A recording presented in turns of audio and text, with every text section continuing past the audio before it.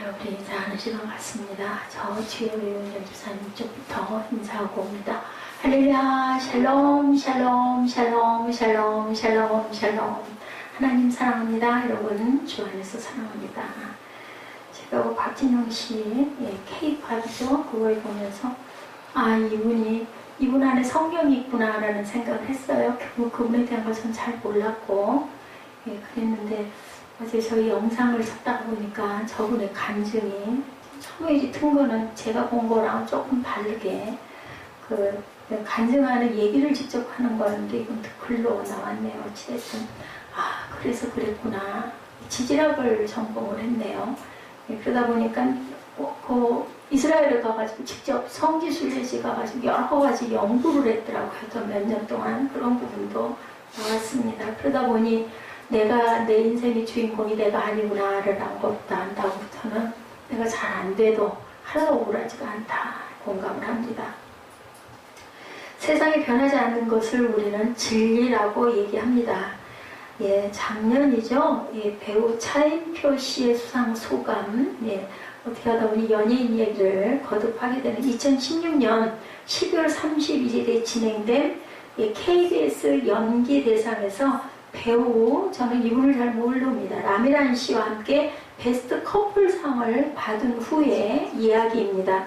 차인포 씨는 모든 영광을 하나님께가 아니라 라미란 씨에게도, 이분도 기독교 신자죠. 차인포 씨도. 그렇게 얘기를 하며 1967년 양띠, 그러니까 지금 51살 되셨겠네요. 그때 작년이니까 올해로 50년을 살았다. 50년을 살고 베스트 커플상을 받아서 진심으로 영광으로 생각한다라고 말해서 웃음을 자아냈다고 합니다. 이 차인표 씨는 이어서 끝으로 50년을 살면서 느낀 것이 3가지 있다라고 얘기를 했어요. 첫째, 여러분들 어둠은 빛을 이길 수 있다. 그죠? 어둠은 빛을 이깁니다. 이분도 크리스찬이기 때문에 내용이 성경입니다. 두 번째, 거짓은 결코 참을 이길 수 없다. 맞죠? 거짓은 참을 이길 수 없습니다. 세 번째 재밌는 코믹이에요. 남편은 결코 아내를 이길 수 없다. 이렇게 해서 아주 진중함과 재미를 다 드러내서 엄청난 박수를 받았다라는 그런 이야기가 있습니다. 센스 있는 말입니다. 재미있는 의미이기도 한데 오늘 행함에 대한 이야기를 제가 그래서 하영주 목사님 돌아가셨죠. 그분의 행복한 아침에 성령의 능력에 대한 이야기가 있어서 조금 길기는 했지만 3편을 거듭해서 여러분들과 함께 봤습니다. 행함에 대한 얘기. 인간은 어떤 방식으로든 움직이고 어떤 방식으로든 의사 표현을 하면서 삽니다. 중립이라는 말은 존재하지가 않죠. 천국과 지옥도 둘 중에 하나입니다. 그리고 생명과 사망도 둘 중에 하나입니다. 그래서 중간은 없다라는 거죠. 근데 우리가 행하는 방식 중에 가장 비겁한 것, 비겁함은 능력이 없습니다. 예를 들어서 오늘 본문의 주인의 초청에 거짓된 이유를 대고 세 부류의 사람들이 오늘 누가복음 14장 16절에서 24절에 우리가 사복음서에 대한 말씀을 별로 많이 나누지 않고 전부 구약이나 아니면 로마서나 이사야나 히브리서나 이런 쪽으로 갈라디아서나 이쪽으로 갔었죠. 그래서 사복음서를 통틀어서 능력이라는 부분에 대한 것을 우리 2017년 하반기에는 함께 은혜를 나누자라는 마음에 감동이 와서 오늘부터는 아마 신약이 계속 같이 이어져 갈 것입니다. 삶을 비겁하게 만드는 말 중에 가장 가까운 게 변명이다. 변명이라는 말 속에 해야 할 일을 하지 않아도 되는 이유를 찾으려는 마음이 숨어 있습니다. 변명 속에. 변명하는 사람의 태도는 어떨까? 그 사람의 삶은 과연 어떨까? 능력이라는 말과는 다르죠. 변명이라는 것. 뭔가 위축되고 참된 모습이 숨겨진 그런 나를 왠지 좀 감추고 싶어 하는 게 변명이 아닐까 하는 생각을 해봤습니다. 변명은 근거 없는 게 아니에요. 그 사람 나름대로는 근거가 있습니다. 분명한 것은 이유가 있으나 어떻게 보면 핑계라고도 우리가 얘기하죠. 변명을 자꾸 하는 사람은 쟤는 맨날 핑계대 이런 얘기를 합니다. 변명할 이유가 있는 삶과 참되게 살아야 하는 이유가 있다는 것은 아주 다른 차원의 문제이기도 하다. 참되다고 하는 것은 쉽게 아무 데서나 드러나는 것이 아니죠. 결과적으로 참됨이 드러납니다. 어떤 사람을 오래오래 쭉 지켜보다 보면 나중에 저 사람 참 진실한 사람이야. 저 사람 말하는 말은 다 거짓이 없어. 이건 결론이 나타나는 거죠.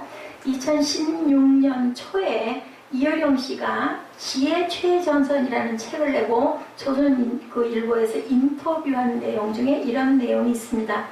2016년을 시작하며 미래가 너무 암울하다는 현실에 어떻게 예상하느냐라는 질문에 이렇게 대답하셨어요. 올해가 참 어려운 해예요. 2016년도 얘기입니다. 없다 해도 어두워서 밝은 법인데 참 어려워요.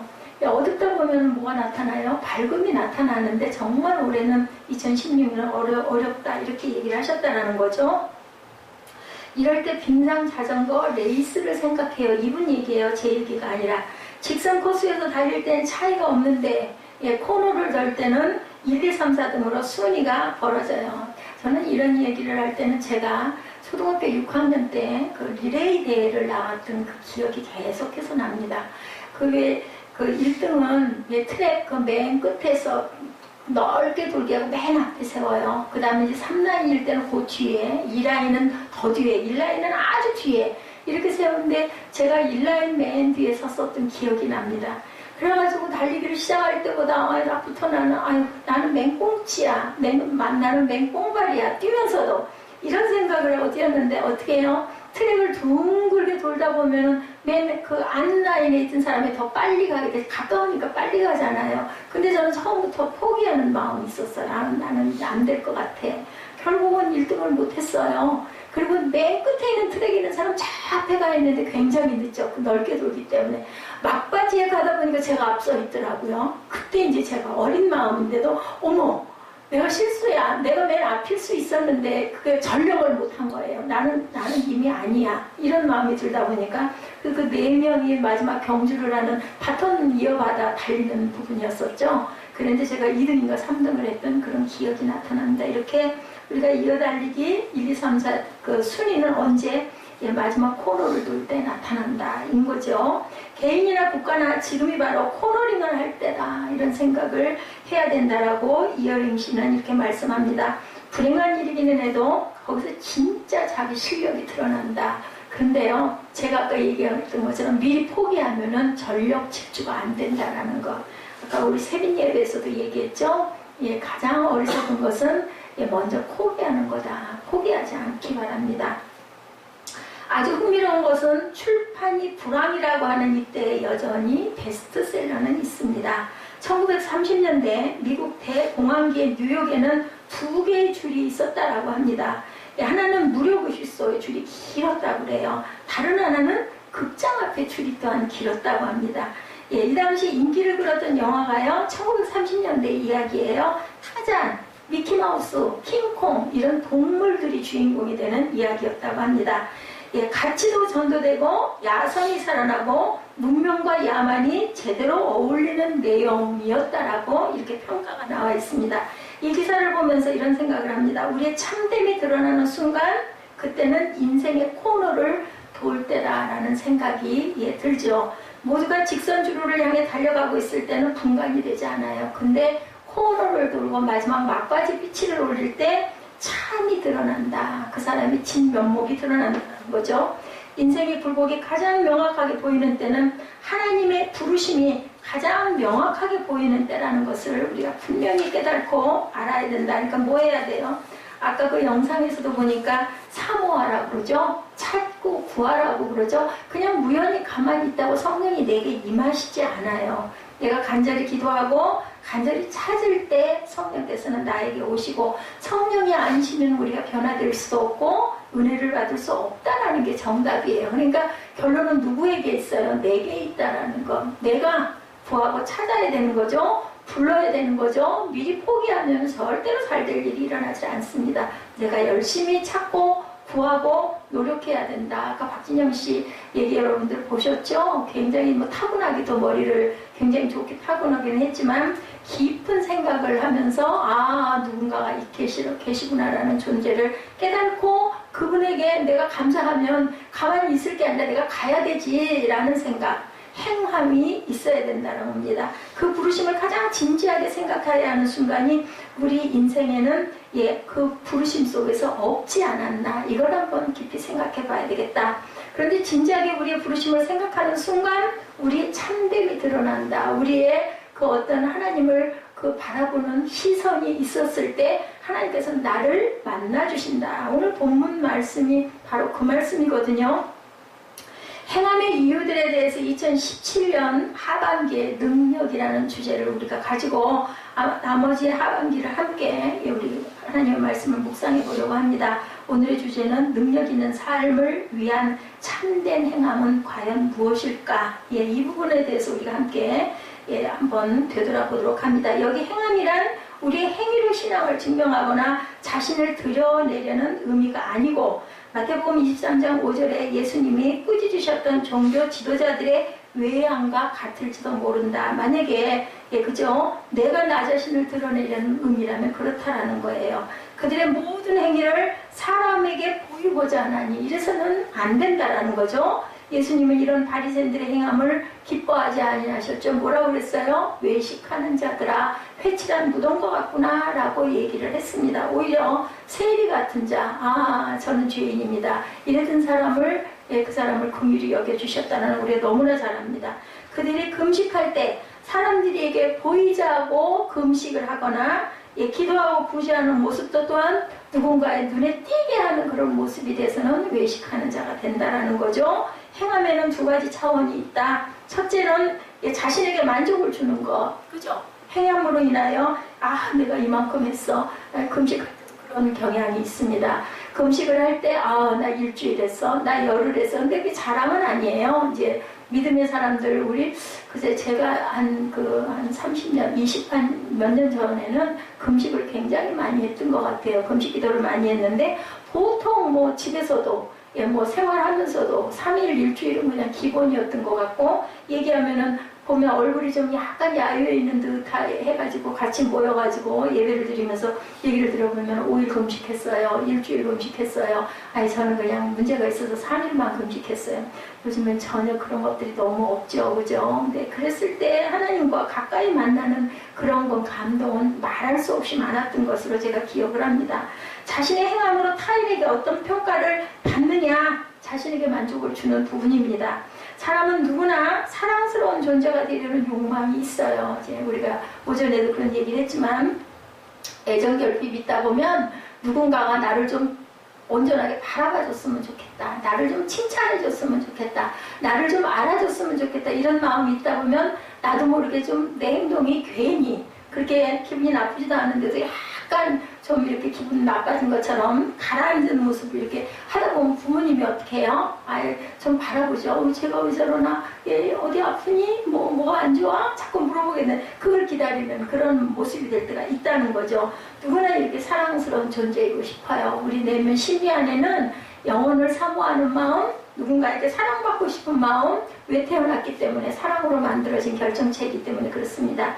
누군가에게 존경과 칭찬을 받을 때 만족감을 느끼죠, 누구나 다.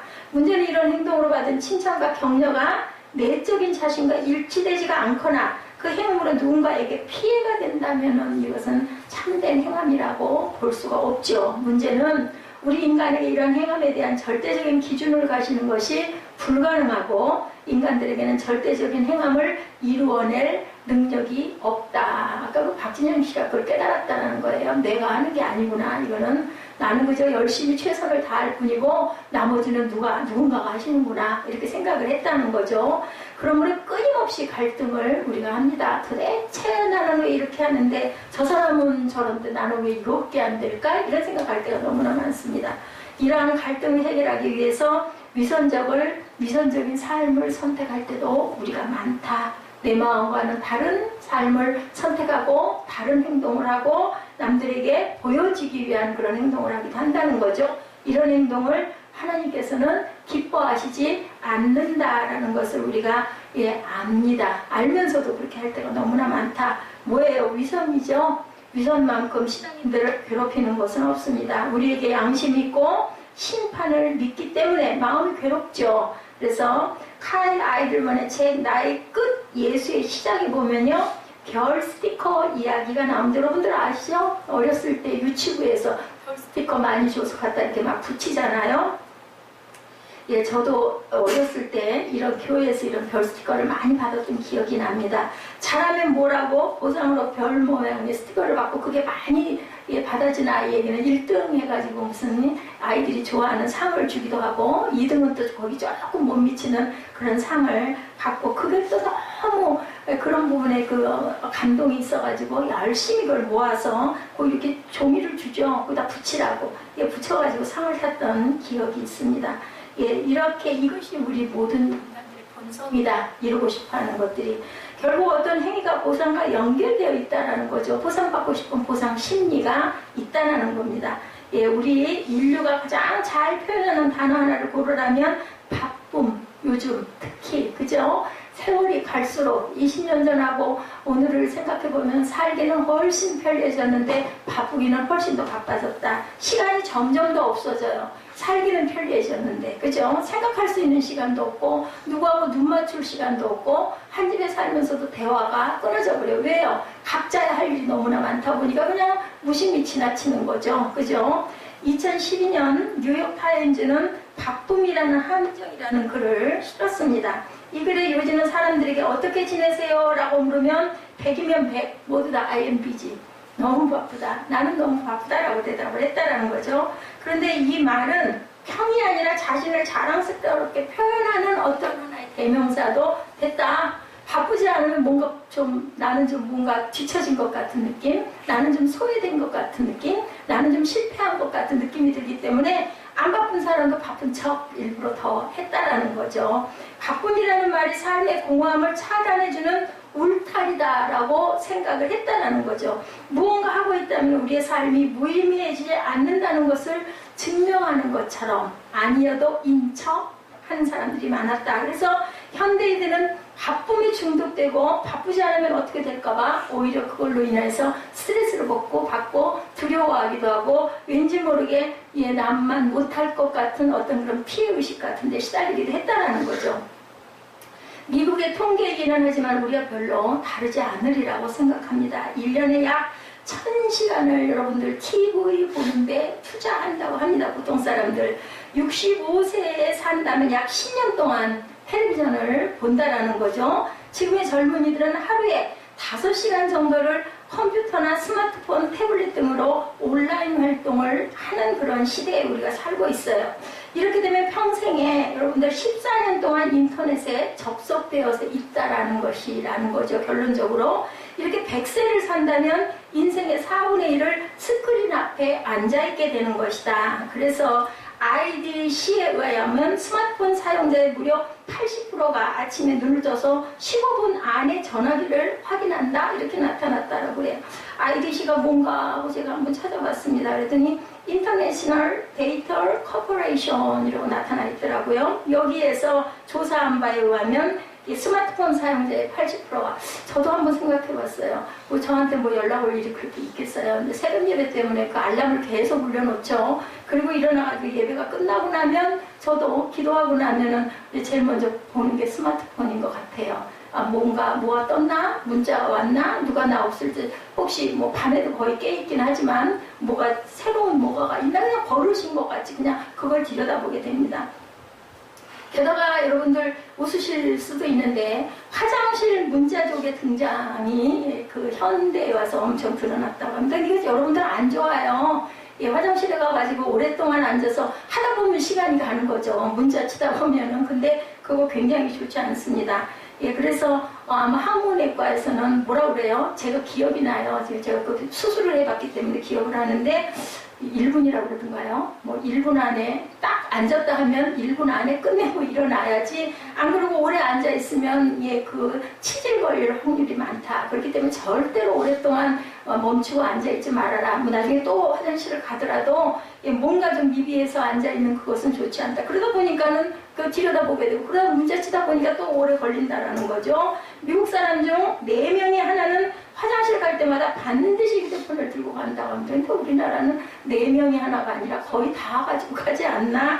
예, 저도 저처럼 휴대폰 별로 안 보는 사람도 때로는, 저 같은 경우에도 때로는 이거 들고 갈 때가 있어요. 여기 교회에서도. 예, 그렇게 우리의 세상의 속도를 따라 끊임없이 뭔가를 하면서 바쁘게 정신없이 왜 뭐 생각할 틈이 있겠느냐고요. 생각할 틈이 없고 집에 가면 뭐 하세요? 그냥 자기에 바쁘죠. 피곤하니까 자야지. 그죠? 한바탕 몇 시간 자고 일어나야 그 다음에 이제 때가 됐으니까 뭐 저는 그냥 오늘 아침 같은 경우에는 깜빡 잠이 들었다가 깼는데 새벽 4시더라고요. 근데 배가 고픈 거예요. 먹을 건 아무것도 없는데 이걸 어떡하나 너무 귀찮은 거죠. 배는 고프고 기운은 없는데 그러다 보니까 아까 엄청 두통에 시달렸습니다.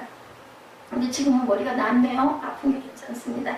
무엇을 하는지 모르고 우리는 너무 바쁘게 점점 바쁘게 살아갈수록 누구와 멀어져요? 문제는 하나님과 멀어지는 게 문제죠. 생활 속에서는 바쁘게 뛰어가는데 그래서 박진영 씨가 그런 얘기를 한 것 같아요. 도대체 나는 뭘 하고 있나. 지금 아까는 그냥 영상으로 그 문자로 나왔죠. 이게 대담으로 얘기하는 부분들의 것을 저는 봤는데 어떻게 크게 틀어졌네요. 이것이 행함의 현실, 현대인의 진실이다. 여러분들 아마 공감하실 겁니다. 저는 공감이 굉장히 됩니다.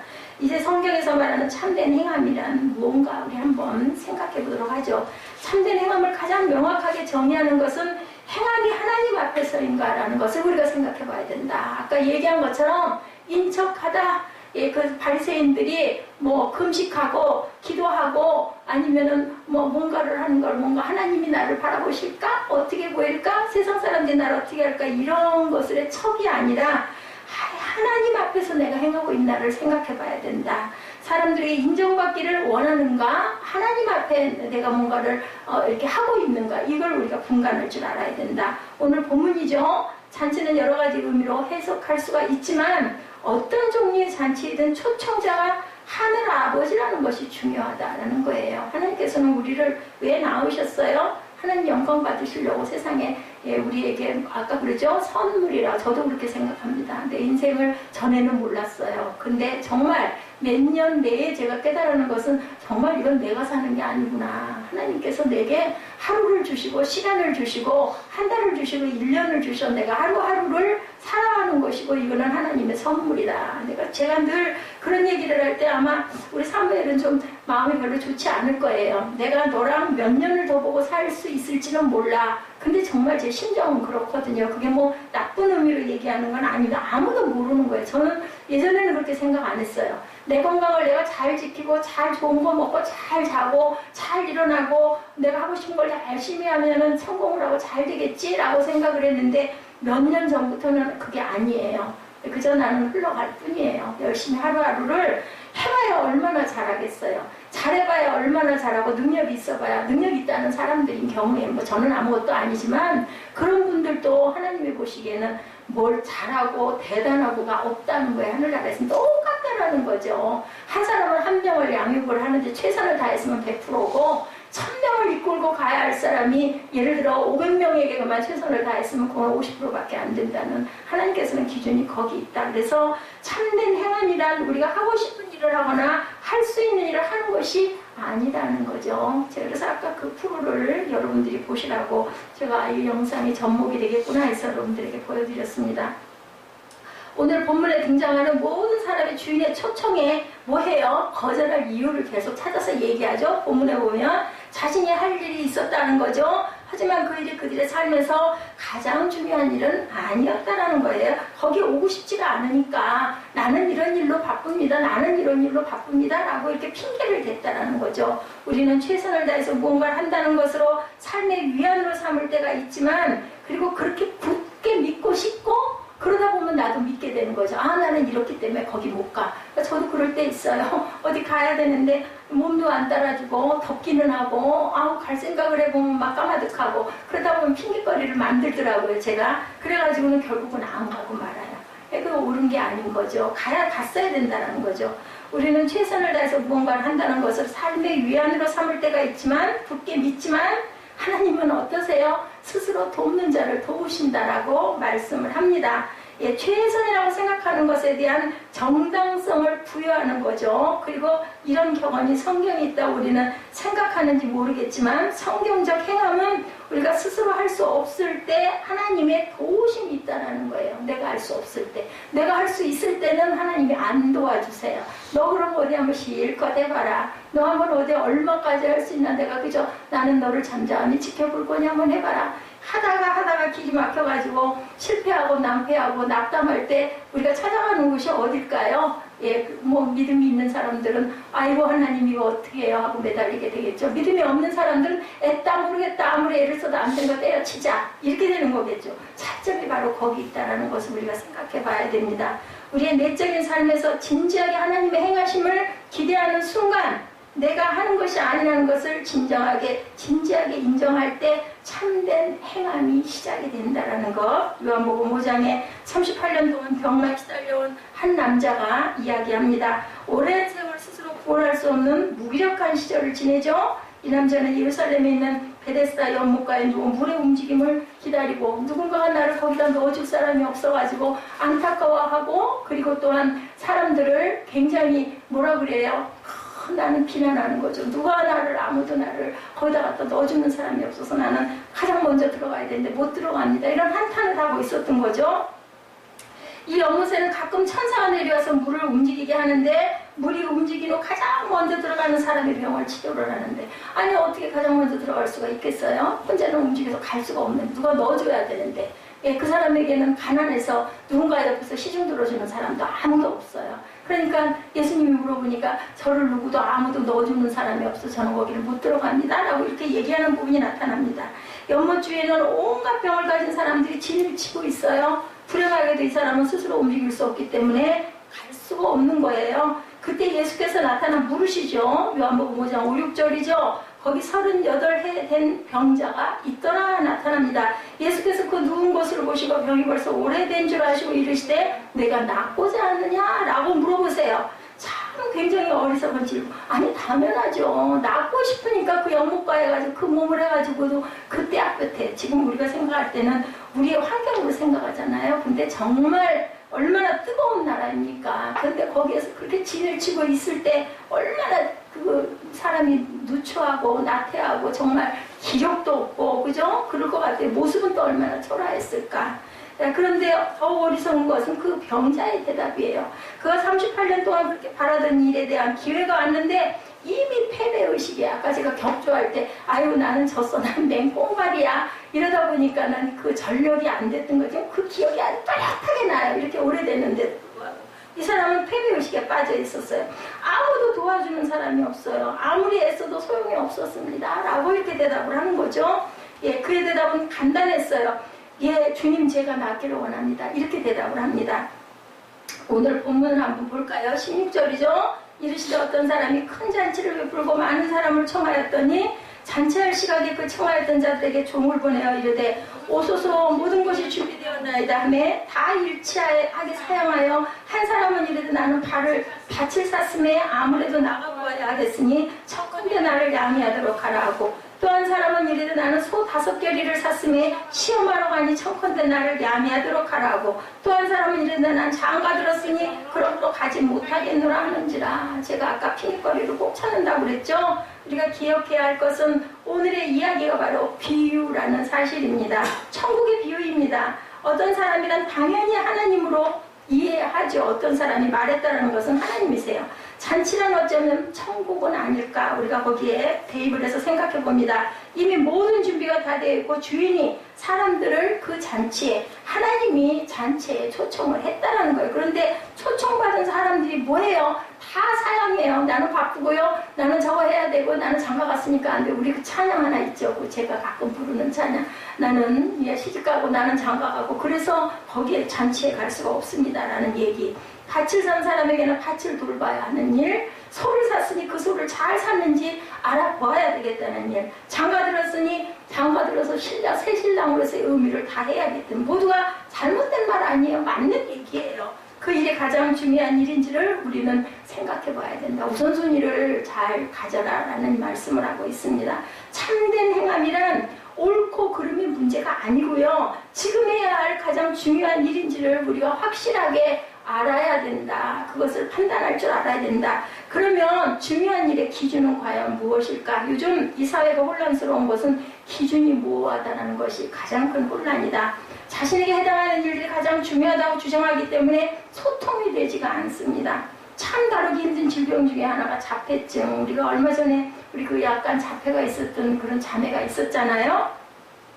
여기는 많은 분이 주변에서 자폐증을 앓는 가족들로 힘들어하는 사람이 혹시 있을지 모르겠는데, 자, 그 이유는 뭘까? 자폐증을 가진 환자에게는 아무리 설명을 해줘도 이해가 안 돼요. 그 사람은 뭐 중심이기 때문에, 자기 중심이기 때문에. 다른 사람은 절대 대입이 안 되는 거예요. 이 자폐증을 가진 사람은 자기 자신이 기준이 되어서 뭐든지 생각을 합니다. 우리 인간의 가장 중요한 기준은 우리를 지으신 하나님께서 우리를 부르시는 그 부름에 응답하느냐, 이것이 중요하다는 것. 이 부르심에 대하여 응답하는 것을 우리는 뭐라 그래요? 소명이라고 그래요. 그것을 깨달아 안 사람들, 소명입니다. 그게 뭐 목회자가 되고 뭐 전도사가 되라는 뜻이 아니고 각자에게 주신 소명이 있다라는 거예요. 그걸 나는 무슨 그릇이구나, 내가 이렇게 잘 살게 된 것은 이런 이유가 있었구나라는 걸 깨닫는 것을 소명이라는 거죠. 다른 말로는 올바른 방향을 향해 가는 것, 그죠? 향방 없이 주먹질하고 사는 게 아니라, 되는 대로 사는 게 아니라, 내가 가야 할 방향이 어딘지를 깨달아 아는 것이 바로 소명이다.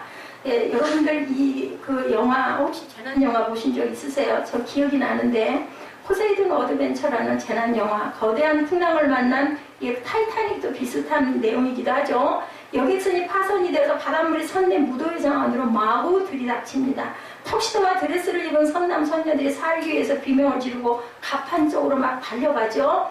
이미 배는 뒤집혔고 전기도 나가 아주 깜깜해 흑암이죠. 다행스럽게도 선체 안에는 공기가 있어서 배가 뒤집힌 상태에서 금방 가라앉지는 않고 있고, 문제는 공포에 휩싸인 승객들이 무조건 어디로 가요? 갑판 쪽을 향해 달려가는 거. 살아야 되겠으니까, 그죠? 정말 옆도 좌우도 앞도 살피지 않고 달려갑니다. 그러나 갑판으로 향하는 계단은 불행하게도 물속 깊숙이 들어가는 길이 되고 말았다. 아래로 올라가는 길이 내려가는 길이 돼버린 거예요.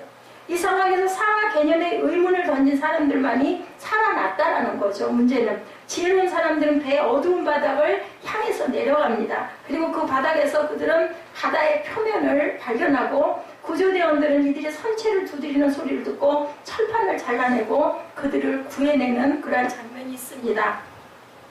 우리가 진지하게 물어야 하는 질문, 걸어가는 것이 중요한 게 아니라 어디로 향하고 가고 있는지가 굉장히 중요하다. 이 사람들은 그죠? 밑으로 내려가면 죽는 줄 알고 막 위로만 올라가는데, 밑으로 내려갔더니 거기가 바로 그 배 표면이었기 때문에 그 바닥을 두드림으로 구출을 받았다. 그러니까 아무리 빨리 뛰어가도 거꾸로 가면 아무 소용이 없다라는 거죠. 있어야 할 자리가 어딘지 오늘 본문에서 얼핏 이해하기 힘든 부분 중에 하나가, 집주인이 노하여 이렇게 얘기합니다. 집주인이 누구세요? 하나님이라는 거죠. 어떻게 마련한 잔치자리인데 주인을 위하여가 아니라 그 자리에 있어야 할 사람들을 위해서 만든 자리에 누구를 위해서? 천국에 올 자들, 저와 여러분을 향해서 만들었다는 거죠. 그 자리를 거절한 것, 단순한 분노라기보다는 안타까움에서 나오는 분노. 본문 21절에서 23절의 내용이죠. 종이 돌아와 주인에게 그대로 고하니 이에 집주인이 노하여 그 종에게 이르되 빨리 시내의 거리와 골목으로 나가 가난한 자들과 몸 불편한 자들과 맹인들과 저는 자들을 데려오라 하니라. 종이 이르되 주인이여 명하신 대로 하였을 때 아직도 자리가 있나이다. 그렇게 했는데도 아직 자리가 차지 않았다. 주인이 종에게 이르되 길과 산타리가로 가서 사람을 강권하여 타려다 내 집을 채우라, 이렇게 얘기합니다. 우리가 간혹 자녀를 키우면서 말로 혼내고 설득도 해보다가 이렇게 말할 때가 있죠. 제가 이런 말 잘해, 네 맘대로 해. 그럴 거면 아예 그냥 너 하고 싶은 대로 해. 난 너랑 상관 안 할 거야. 난 이제부터는 절대로 너 참견할 때 네가 하고 싶은 대로, 이렇게 얘기합니다. 왜요? 안타깝다 보니까 나중에는 그게 막 화가 나니까 그냥 입에서 화가 나오는 거죠. 그러다 보면 막 이런 말을 하게 되고 나중에는 또 후회를 합니다. 내가 그래도 이러면 안 되는 건데. 이런 맥락에서 본문의 24절의 말씀이 우리가 이해를 해야 될 부분이다. 내가 너희에게 말하노니 전에 청하였던 그 사람들은 하나도 내 잔치를 맛보지 못하리라 하였다 하시니라. 주인의 역정은 응답하지 않은 자들이 잔치에 올 수 없다는 것을 강조하는 것이 아니라 초청에도 불구하고 지금 이 자리에 불참한 자들에 대한 안타까운 마음이다. 하나님께서 이런 마음을 저와 여러분에게 갖고 계신다. 지금 우리가 해야 하는 행동과 지켜야 하는 자리는 우리를 부르시는 소명과 관계가 있다라는 거예요. 이때 우리는 참됨이라는 말을 할 수가 있다라는 거죠. 부르심을 떠나간 자리에서 열심과 행동은 자유가 아닌 징계를 부른다라는 것. 참된 행동을 떠나면 불편한 마음이 기다리고 있습니다. 참된 일은 참된 진리 안에서 자유함을 누리고 행하죠. 아까 엄청 자유로웠다라고 얘기하지 않습니까? 하나님께서는 우리에게 아주 귀중한 사람이라는 울타리를 주셨어요. 하나님께서 우리를 사랑하신다는 것과 우리도 그 사랑 안에서 행하라는 거죠. 그래서 하나님은 사랑이십니다. 누가 먼저 찾았다고 그래요? 하나님이 먼저 저와 여러분을 찾았다라고 말씀합니다. 제가 요한 1서를 묵상하면서 아주 지금도 잊을 수가 없어요. 요한일서 4장 8절이죠. 사랑하지 아니하는 자는 하나님을 알지 못하나니 하나님은 사랑이십니다. 이 말씀에 큰 은혜를 받았어요. 저는 아주 그 마룻바닥에 햇빛이 이렇게 비치고 있었는데 성경을 저희 마루에서 이렇게 보고 있는데 해가 비치고 있는데 그 사랑이십니다라는 글자가 그렇게 뜨면서 엄청난 감동이 와가지고 무지무지하게 많이 울었던 그런 기억이 있습니다.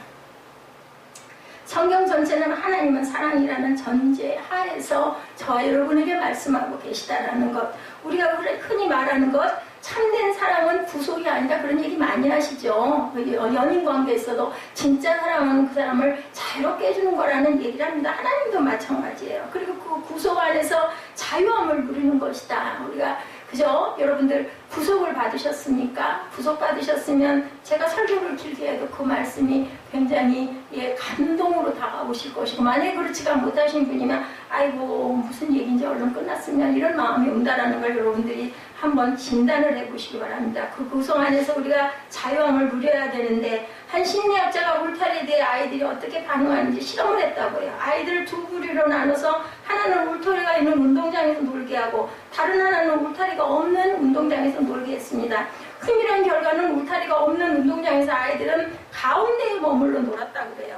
울타리가 있는 곳에서 아이들은 전체를 쓰면서 그냥 울타리 찾았으니까 저는 가끔 이걸 교통신호를 생각을 합니다. 신호등이 만약에 없다면 우리가 마음 놓고 달려갈 수가 없잖아요. 때로는 우리가 급할 때 빨간불에 걸려가지고 빨간불 걸릴 때 계속 걸리죠. 가다 보면 아이고 웬 신호등이 이렇게 많아 이럴 때도 있지만 만약에 신호등이 없다면 교통 법규가 없다면 우리가 어떻게 편하게 갈 수 있겠나. 이 아이들도 마찬가지.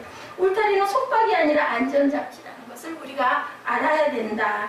내일이 제헌절이더라고요. 저도 처음에는 몰랐어요. 오늘 주일이라는 것만 알았지 몰랐는데 태극기가 있는 거예요. 그래서 며칠인데 태극기가 무슨 국경일인가 하고 생각을 해보니까 7월 17일이 제헌절이죠. 여러분들 법이 우리나라 헌법이 만들어졌고 옛날에는 공휴일이었어요. 사무엘한테 물어봤어요. 내일 너희들 학교 안 가니? 그때 모르더라고요. 이렇게 없어졌다면서요. 이런 것처럼 하나님께서는 우리에게 안전장치를 만들어 놓으셨다라는 것. 그래서 저희가 시편 묵상하죠. 시편이 저는 얼마나 은혜가 되는지 몰라요. 시편 입술로 고백하면서 그렇구나 율법을 즐거워하나이다. 진리 안에 거하기를 좋아하나이다. 이거는 어떤 사람들 하나님의 나라의 자녀들이 당연히 하나님의 율법을 기뻐하고 율법이 있으므로 나는 자유하다라는 것을 깨달은 안전장치라는 걸 우리가 알아야 된다. 저 들판에서 연을 날린다고 생각해봤을 때 연이 창공을 날기 위해서는 아무런 속박도 없는 자유함이 아니라 줄에 붙어 있어야 잘 나르는 거예요. 아이가 붙들고 있어야 돼. 그냥 연 놔버리면 그냥 허공으로 날아가가지고 어딘지 흔적도 없이 없어져 버리죠. 이렇기 때문에 뭔가 탄력을 받고 있어야 잘 나를 수 있다. 우리가 참된 행함을 속박이라고 생각하기도 하지만 사랑 안에서 우리가 참된 행함을 행하는 것은 우리 인생의 안전장치다. 하나님의 사랑이라는 울타리 안에서 우리 인격이 하루하루 만들어져 가고 있다. 여러분들 예배도 훈련입니다. 주일날 어떤 때는 귀찮을 때가 많으실 거예요. 아이고 좀 잤으면 좋겠는데 또 때로는 또 밤에 한밤중에 깼다가 잠이 드는 경우에는 일어날 때 좀 부담이 갈 수도 있어요. 근데 훈련이에요. 뭐 주일 한 번 빠진다고 큰일 날 일이 뭐 있겠습니까? 그런데 그게 한 주, 두 주 쌓여가다 보면 나중에는 아예 주일날 주일을 지키지 않게 되기 때문에 우리는 훈련을 해야 된다.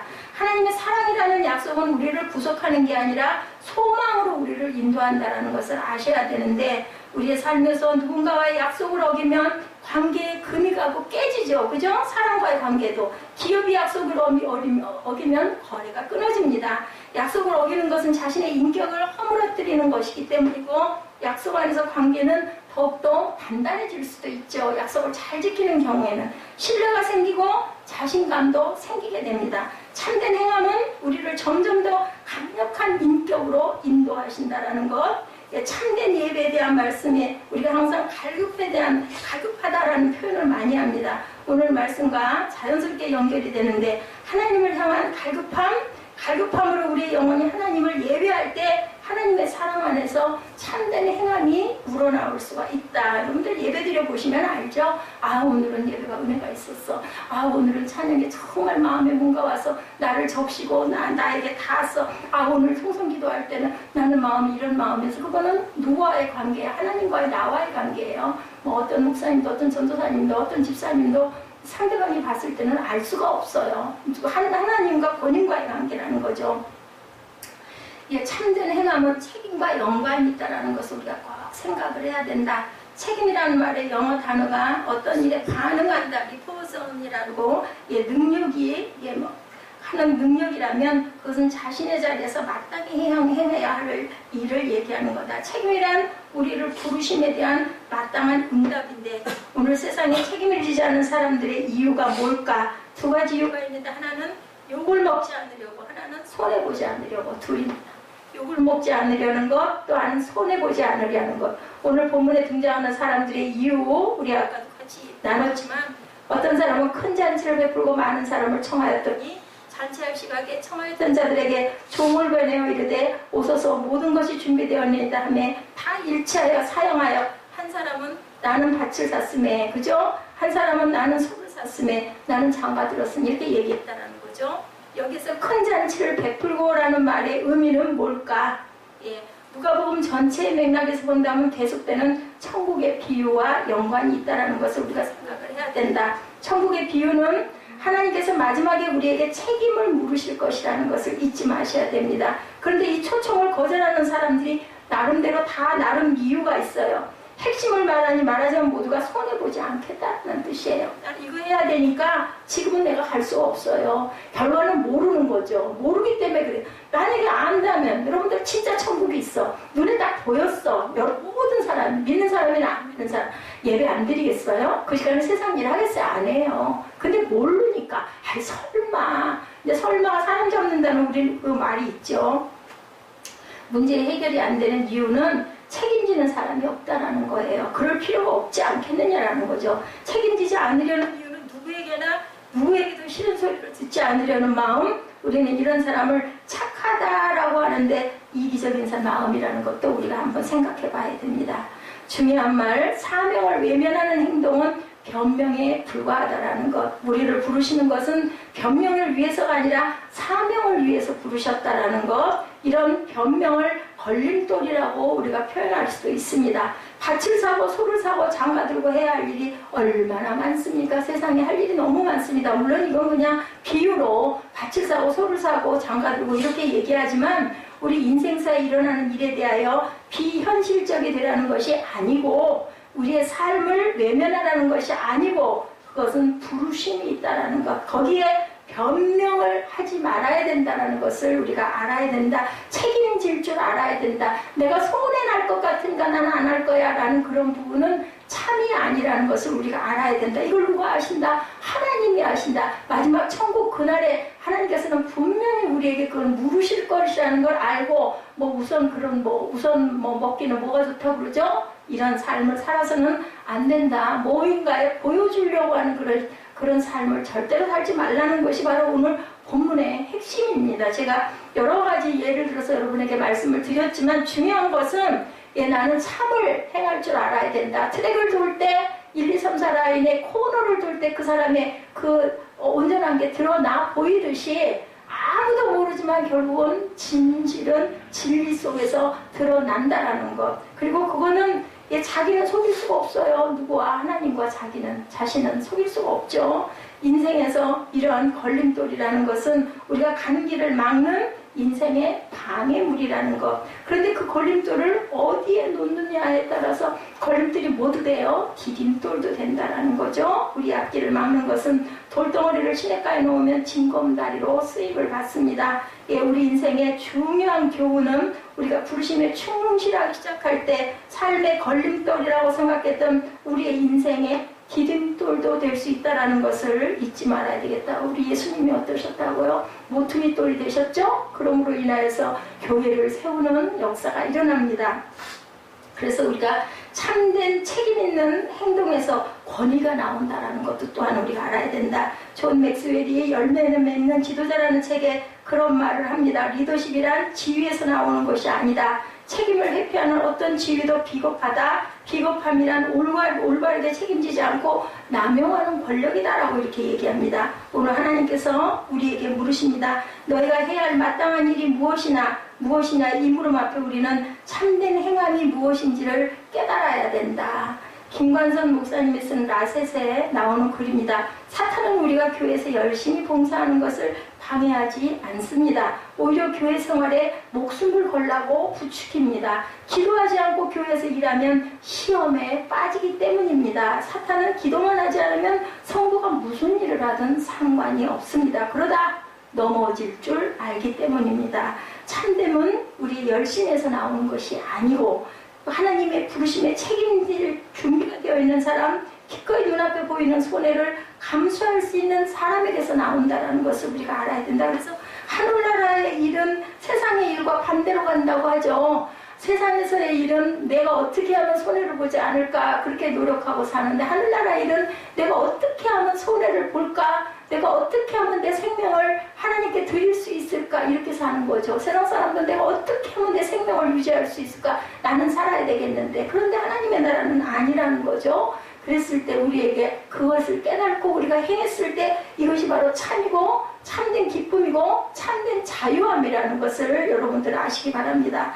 하나님의 부르심에 책임질 준비가 되어 있는 사람, 기꺼이 눈앞에 있는 손해를 감수할 수 있는 사람에게서 참됨은 우리에게 나온다. 그리고 참된 순종이고 완전한 순종이 된다라는 것. 강단에서 가장 강력하고 능력 있는 말씀을 선포할 때는 하나님의 말씀이 선포할 때라는 거죠. 목회자의 변명이나 자기 생각이 강단에서 쏟아져 나와서는 절대로 안 된다. 하나님께서 저와 여러분에게 주신 삶에서 어떻게 사는 것이 가장 능력 있는 삶을 사는 걸까? 부르심의 자리에 내가 어떤 자인가를 생각하시는 저와 여러분 되시기 바랍니다. 부르심의 자리는 변명의 자리가 아니라 응답하는 자리라는 것. 여러분들 아시죠? 내가 부르신 곳에서 뭐 해요? 예배하네. 어떤 상황에도 나는 예배하네. 내가 걸어갈 길이 되고 살아갈 때 삶이 되는 그곳에서 나는 예배하네. 이 찬양 여러분들 아시죠? 부르심의 자리가 능력이 되면 그곳에 삶이 되고 생명의 길이 됩니다. 우리가 살아간 길을 우리의 믿음의 후배들이 걸어올 수 있다면 가장 능력 있는 사람이 될 것입니다. 히브리서 11장 그 장을 우리가 믿음장이라고 부릅니다. 거기에서 믿음으로 살았던 사람들의 얘기가 나오죠. 믿음의 사람들에 대해서 히브리서 기자가 열거할 때 이런 말이 붙습니다. 그들은 믿음으로 그들의 삶과 결과가 영화롭다거나 재산을 많이 소유했다거나 높은 지위가 있었다거나 능력이 있어서 병고침을 했다거나 그런 얘기 안 합니다. 단지 그들은 믿음으로 살았다라고만 말씀합니다. 여러분들 믿음이 능력이고 참된 행함이 능력이고 부르심이 능력이라는 것을 믿고 그 부르심의 능력에 의지하시는 저와 여러분 되시기를 주님의 이름으로 축복합니다. 우리 부르신 그곳에서 예배 안에 찬양하시고 축도로 예배를 마치도록 합니다.